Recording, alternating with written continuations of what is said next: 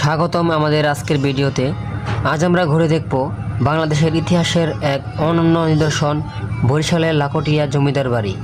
শত বছরের পুরনো এই ঐতিহাসিক স্থাপনটি আজও তার সৌন্দর্য ও ঐতিহ্যের জন্য দর্শনার্থীদের মুগ্ধ করে। লাকটিয়া জমিদার বাড়িটি বাংলাদেশের বরিশাল জেলার লাকটিয়া এলাকায় অবস্থিত। এটি বরিশাল শহর থেকে মাত্র কয়েক কিলোমিটার দূরে হওয়ায় খুব সহজেই এখানে পৌঁছানো যায়। সবুজ গাছপালা আর শান্ত পরিবেশের মাঝে দাঁড়িয়ে থাকা এই প্রাসাদ যেন অতীতের এক জীবন্ত স্মৃতি। ইতিহাস থেকে জানা যায় এই জমিদার বাড়িটি 1800 শতকের শেষ দিকে নির্মিত হয়। এটি প্রতিষ্ঠা করেন রায়চৌধুরী জমিদার পরিবার, যারা সেই সময়ে এই অঞ্চলের অন্যতম প্রভাবশালী জমিদার ছিলেন। ভবনটির নকশায় ইউরোপীয় ও দেশীয় স্থাপত্য শৈলীর সুন্দর সমন্বয় দেখা যায়, যা একে আরও আকর্ষণীয় করে তুলেছে।